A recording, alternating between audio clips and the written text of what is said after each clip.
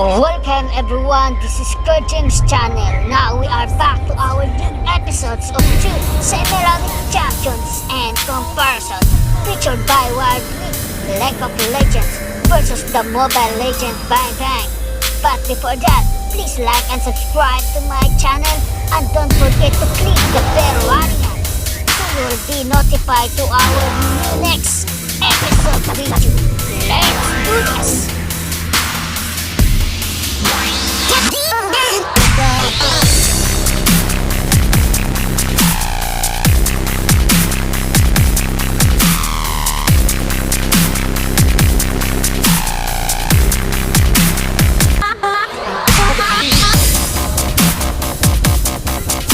Ryze cares deeply for his fellow men. He must forever remain apart from them to protect them from the power he wields. He might seem curt and temperamental to those he protects, but if you lived for 1,000 years, wouldn't you? The world may have forgotten the horrors unleashed by the Rune Wars, but Ryze remains vigilant. Ryze's passive is Arcane Mastery. It makes his spells do additional damage based on his bonus mana, and also increases his max mana by a percentage of his ability power. Build mana, build AP, get more strong. Ryze is all about combos, and he's gotta pick the right spells for the right moment. In this case, we're starting off with his E, Spell Flux. It deals magic damage to a target and marks it with Flux. All Ryze's other spells have bonus effects on fluxed up targets, and we'll talk about those in a second. For now, we want to talk about the 2 ways you can cause Flux to spread to nearby units. First, you can use Spell Flux once, then wait for it to come off cooldown and recast it on the marked target to strike all nearby enemies with Spell Flux. Alternatively, killing a Flux target using any of Ryze's spells also causes Spell Flux to spread to nearby enemies. When farming in lane, use Spell Flux to whittle down whole waves at once. If your lane opponent steps too close, you can use the little guys to spread the Flux. Win early trades by continuously giving them the blue business. I'm hunted by things far worse than you. Since we started with Ryze's E, we might as well move backwards. Use Rune Prison on a Flux target to consume Flux and increase the duration of the route. The range on Rune Prison is pretty short, so you'll need to be ready to commit before using it. Save it for when your opponent is caught out, then lock him down, move in, and extinguish him. Overload, and it's a smidge more complicated than Rune Prison. Casting it fires a blast of runic energy, dealing damage to the first enemy struck. Casting Ryze's other spells completely resets the cooldown of Overload, and charges up a rune. Casting Overload again after you've built up 2 runes grants Ryze a shield and a movement speed boost. If you cast Overload with only 1 rune saved up, it'll consume it without granting anything. When striking enemies marked with Flux, Overload deals bonus damage and bounces to any nearby enemies also marked with Flux, consuming the mark. Between every other ability to maximize your DPS, or skip a Q to deal less damage but earn yourself a shield and speed. Here, Ryze bursts down J4 with a slew of automated overloads and spell fluxes. When the naughty Nautilus brings Ryze close to death, he waits for 2 runes before casting Overload to earn a shield that saves his life.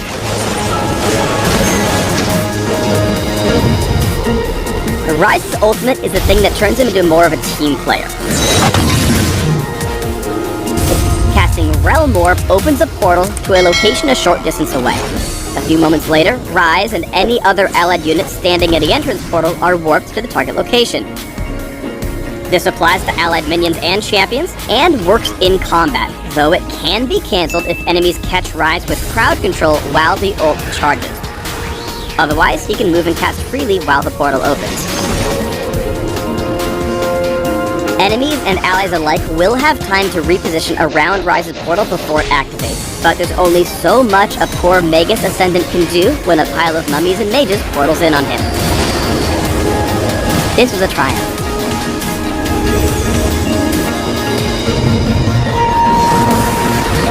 Ryze's combos are great for bursting down lone opponents, but his wave clear isn't half bad either if you know how to combine his spells. He waits for his E to come back up, then uses it on a Flux minion to tag the rest. A final Overload blows them all up. When you find yourself in a tough spot, here's a combo that'll get you out. Drop a Spell Flux on whatever creepy sheep person might be chasing you, then follow it up with a Rune Prison for the extended route.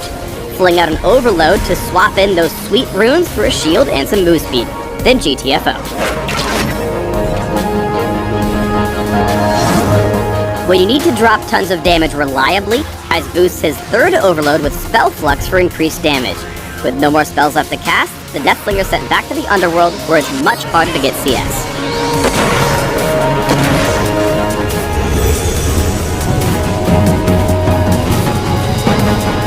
Now that we've taken a closer look at Ryze's basic abilities, let's talk a little bit more about Realm Warp.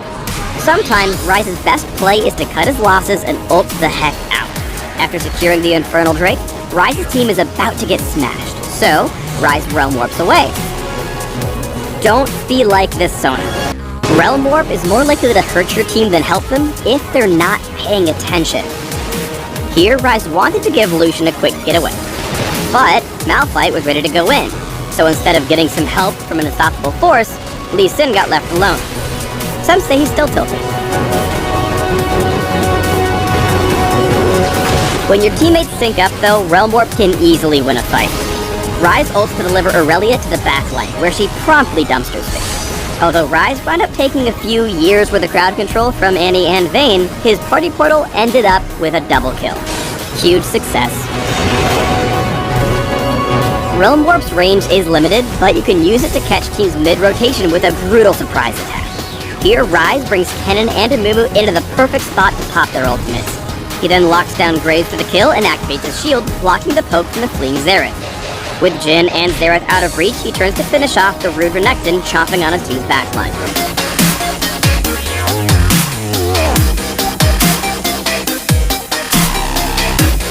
Ryze was just a young apprentice when he first learned of the arcane powers that had shaped the world.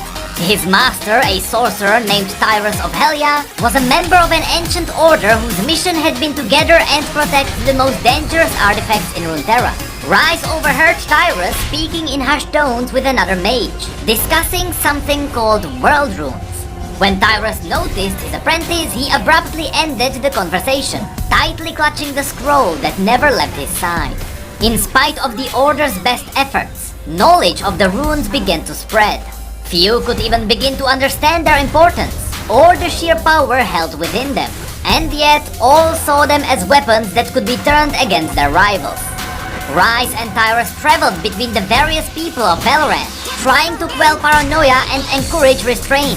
But over time, their missions became increasingly precarious, and Ryze could sense his master's growing desperation. Finally, in the Noxai territories where Ryze was born, the first cataclysmic blow was struck in what would eventually be known as the Rune Wars. Two nations were pitted against one another, and tensions were running high. Tyrus pleaded with their leaders in parley at the village of Calm, but he saw this conflict had already escalated beyond his ability to meditate. Fleeing into the hills, he and Ryze bore horrified witness to the destructive power of the world runes firsthand.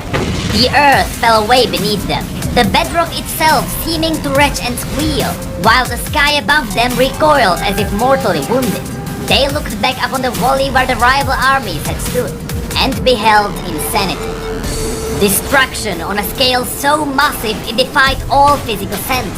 The buildings, the people, all were gone, and the ocean, once a day's journey to the east, now rushed to meet them. Ryze fell to his knees and stared into the great hole torn in the world. Nothing remained. Not even the valley he once called home. Open warfare soon raged across Runeterra. Ryze felt compelled to join the conflict, to pick a side and lend his magical strength to the cause. But Tyrus stayed his hand. The two of them had to guide others back toward peace, and pray there was anything left of the world by the time it was all over. Wherever they met those who held the world runes, Tyrus pleaded for restraint. Many were deeply sobered by the threat of total annihilation. Indeed, those who had already suffered most bitterly in the war might have agreed to turn over their runes to him, and yet none of them wished to be the first to do so. As time passed and the conflict spread, Ryze noticed his master growing more distant. While Tyrus attended clandestine meetings with great leaders and archmages, he sent his apprentice on errands that seemed of little importance, often for many weeks at a time. Eventually, Ryze decided to confront him, and, to his horror, discovered that Tyrus of Hellia had secretly came into possession of not one rune, but two. Bitter and angry, the older mage insisted that common mortals were like reckless children, toying with powers they did not understand. He would no longer play diplomat to ignorant powermongers. He had to stop them. Ryze tried to reason with Tyrus, but it was no use. Before him stood a flawed man, susceptible to the same temptation as those he decried. The allure of the runes had left its mark upon him, where once he desired only peace. Now he had the means to bring about the end of all things. Ryze had to act, even if it meant destroying his only true friend and ally in the world. In an instant, he unleashed all the magic he could muster. A moment later, Tyrus' corpse lay smoldering on the floor. Ryze trembled as his mind struggled to process what he had done. If these deadly artifacts could corrupt a mage with the strength and integrity of Tyrus, how was Ryze to handle them? At the same time, he knew he could not entrust them to any other living soul. Soon, the greatest civilizations all but destroyed one another, ending the war. Ryze now understood the task he had inherited. As long as any world runes remained unsecured, Runeterra was surely doomed. This knowledge was to become a lonely burden indeed. For ever since that day, he has scouted the world in search of the last remaining runes. He continues to reject the promise of power within each one, choosing instead to bind them in secret locations, far from praying and greedy eyes. Even with his life abnormally prolonged by the magic he is exposed to, Ryze cannot afford to rest, for rumors of the world runes have begun to emerge once more, and the people of Runeterra seem to have forgotten the price of wielding them. There is one thing I want to mention here. Ryze's master was from Hellia, and he was from a cult that was hiding away powerful artifacts. We know that Hellia was the capital city of the Blessed Isles, therefore there is a connection to Thresh, who was one of the wardens guarding these artifacts. Just a fun fact to think about. Now let's have a look at Brand. The son of a Freljordian healer, Kagan Rhodes was born an outsider.